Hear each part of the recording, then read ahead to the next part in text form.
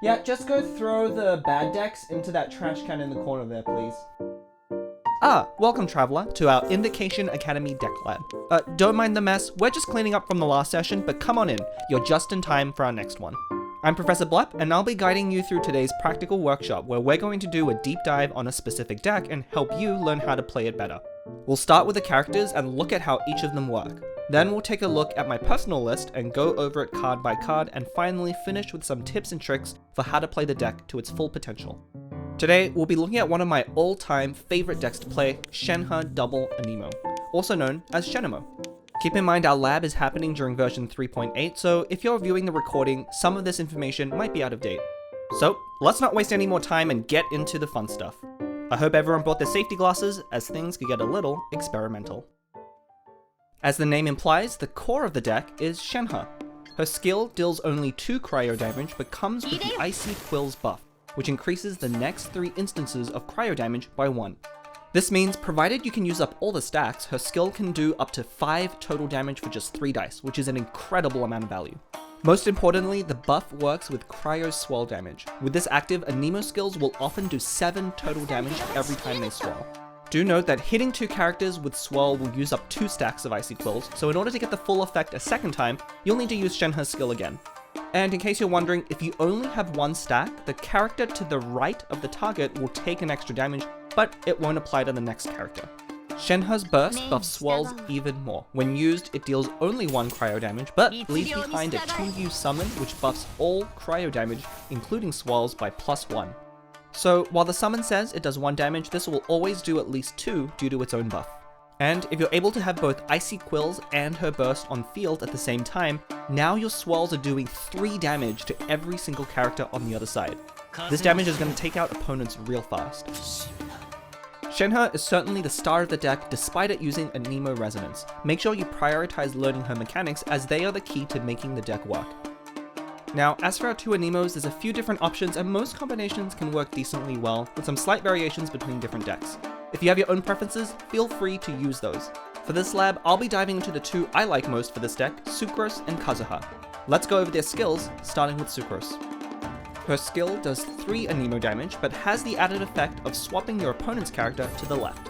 I'm sure you've faced Sucrose before and have felt firsthand how annoying this is. Well, now it's time to do the same to your opponents.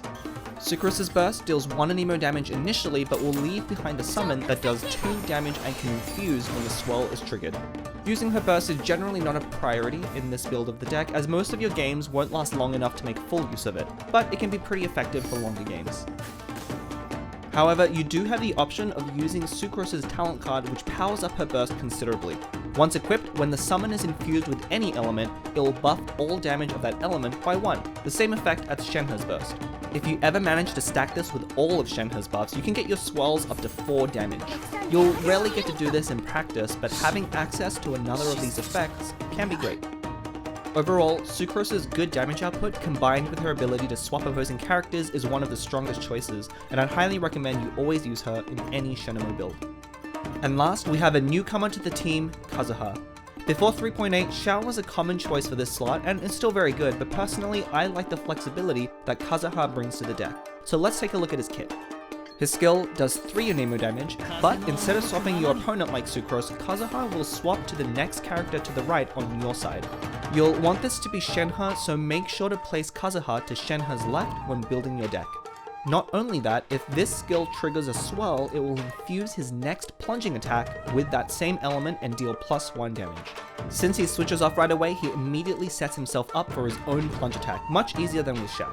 Now, the infusion effect here is particularly relevant. As a plunging attack, it will deal 3 cryo damage as a base, but this can now be buffed by all the other effects in the deck that we've already seen, and often does 5 or more damage in a single hit. Shenhemo is great at dealing AoE damage, but it has a hard time efficiently dealing single target damage. Kazuha's plunging attack can help a lot with that when needed, and at no cost to your primary game plan. And it only gets better with his talent card, which uses his skill, and once equipped, whenever Kazuha swirls from any effect, not just the skill, he'll provide another cryo damage buff for characters or summon damage. Now, it is important to note that unlike the other buffs, this does not increase cryo swirl damage. However, it does work with any infused Anemo summons, both of Shenhe's skills, as well as Kazuha's own plunge attack. His burst is extremely similar to Sucrose, but does 3 damage initially and leaves behind a 1 damage summon for 3 turns. That can also infuse. Since this does the same upfront damage as his skill, it's a good option anytime you don't want to swap off after using Kazuha, but sometimes you might still want to use the skill for the plunge buff or the swap effect. If you're looking to change any character out from my list, Kazuha is probably the weakest character out of the 3. However, he's my personal choice right now due to the utility of his skill and the great single target damage on his plunging attack. Alright, now that we've seen the characters, it's time to get into the cards. Here's my current version of the deck. We'll go over these cards one by one so you can better understand the role they play in the deck. For talent cards, my own preference is to use Kazuha's over Sucrose's. While the effect is less powerful, the fact that it doesn't rely on having a burst ready makes it a lot more flexible, and you can use it much earlier in the game.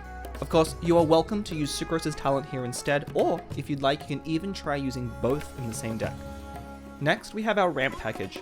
Hopefully you're familiar by now with Paimon and Lieben, who you see in pretty much every deck, and this one is no exception. Their Omni dice are particularly important, as Shenhemo can be pretty dice hungry. Runner is another great option, particularly if you draw it in your opening hand.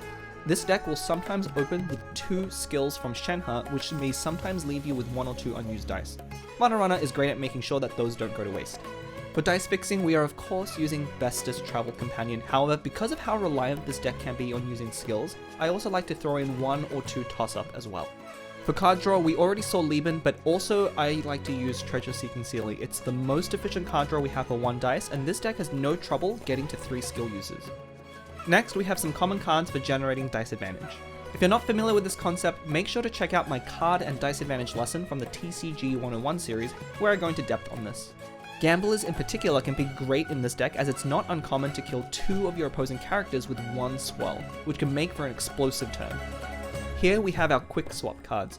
Even though we already have a Nemo resonance, being able to get that first swell off as well as being able to bring Sucrose in at key moments is important to how the deck plays, so we also include 2 copies of Leave It To Me to double the number of cards we have of this effect. We'll talk about this again later when discussing openings.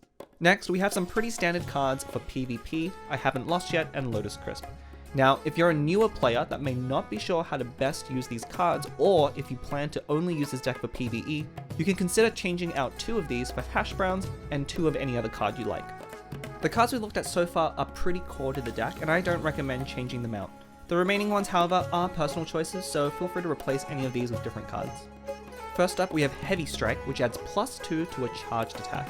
Now the trick here is an attack can be both plunging and a charged attack at the same time. Your opponent often won't be expecting this, and you can easily catch them off guard with a plunging attack from Kazuha, often doing 7 or more damage. Tandoori Chicken has a similar effect, but adds +2 damage to 1 skill for each character on your team. This works particularly well with Kazuha. Using Tandoori followed by Kazuha's skill swaps directly into another character to follow up immediately with another Tandoori buff skill. Best of all, this costs you exactly 8 dice. Finally, there's Adeptus Temptation, which adds +3 damage to a burst. With all the characters in the deck having 2 energy bursts, you're very likely to use at least 1 during the course of the game, so having 1 of this can help you in certain situations. You may have noticed that all 3 of these cards serve a pretty similar purpose by giving you surprise damage in slightly different situations. Because you'll rarely want to draw more than 1 of these in a single game, I only like to include 1 copy of each. Alright, now that all that theory is out of the way, it's time to get hands-on with the practical component, for tips and tricks for how to play the deck. First up, what to look for in your opening hand, and how to approach the very first round. You might be surprised to hear that this is probably the most difficult part of learning this deck. And one of the reasons for that is how you play can change depending on whether you go first or second. If you are going first, you want to try and prioritize finding one of your 4 quick swap effects. Provided your opponent doesn't start with a swap, which is pretty rare, this will let you start with Shenhe's skill and follow up immediately with a quick swap into a swirl and start spreading that cryo right away. If you are going second, or you didn't draw a quick swap going first, things can get a little bit trickier and can depend a lot on your opponent's deck and early plays. There's a lot more opportunity for them to play around your swell. If you lead with Shenhe's skill here, some decks are naturally going to swap off onto a different character as a response and deny you that initial swell. You have 2 options here. If you anticipate the opponent switching, you could always start with a Shenhe normal attack, or if you have 6 cryo dice, you can use a skill, and use a skill again after they swap to end your turn first and set up for Shenhe's burst right away. Of course, this does require you to predict your opponent's move pretty well, so it can often be better simply just to use Shenhe's skill and play one or more ramp cards to finish your turn. Because of this, it's less important to prioritize quick swap effects when going second, and you might want to instead look for some more of those ramp cards. Overall, any of these cards are great to keep in your opening hand, whether you're going first or second. Make sure to put back less immediately impactful cards like Gamblers and Food. Gamblers in particular I know newer players very much like to keep, but it's not great in your opener. Well, that was a lot for just the first term of the game, wasn't it? Luckily, things get simpler from here on out. Once you get that initial swell going and Shenhe's burst is down, the plan is to kinda just keep swelling until your opponents are dead.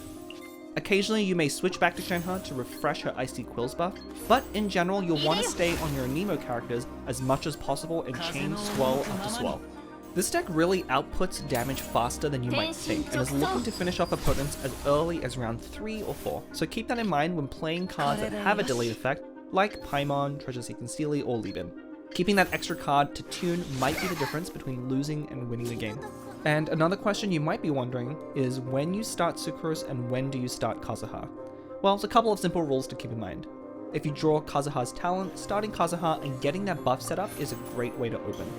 And if you hit the swell with that skill, it follows up really great into a second use of Shenhe's skill, and this perfectly uses up all 3 of her Icy Quill stacks for maximum efficiency, and then sets up for her burst afterwards. Another reason why you might want to start with Kazuha might be if you think your opponent already wants to swap to the character to the left, and by using Sucrose here, you'd essentially be giving them a free dice and a free swap. In this case, you should really consider using Kazuha to not give them that opportunity.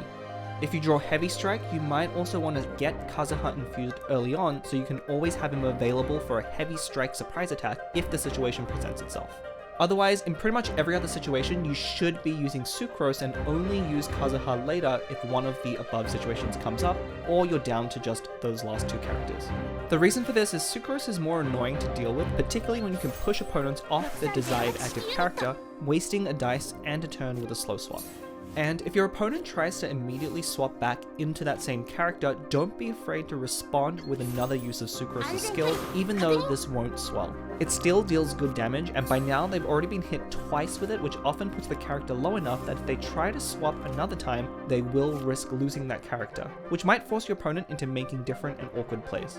The other thing this deck excels at is making the most out of Quick Swap, as it has several different effects for different situations and can often catch opponents off guard. You'll need to be aware of what your standby characters are capable of to make the most of this. Look for situations when Sucrose can push them off a key character, or when Kazuha's plunge will be enough to finish someone off unexpectedly, or sometimes you might want to refresh Shenhe's Icy Quill stacks to threaten more AoE damage. This deck is great at keeping your opponents guessing, as it's hard to predict what you'll do next when you have so many different options. Often the threat of a quick swap alone can force your opponents into making awkward plays, and you can really take advantage of this. It's certainly one of the best decks at playing mind games with your opponents, which also is what makes it incredibly fun to play and my favorite deck. However, that does also mean that it is one of the more complicated decks to play, so hopefully now that you've attended this lab, you know enough to start confidently playing the deck yourself. Nothing beats hands-on practical training, so what are you waiting for, Traveler? Get out there and start winning. If you are a newer player, be sure to attend the TCG 101 series to level up your Genius Invocation game. If there's anything you'd like to see in an upcoming video, drop a comment and I'll see how I can help. Be sure to enroll in our courses by subscribing so you can be notified when a new lesson's available. Until then, class dismissed!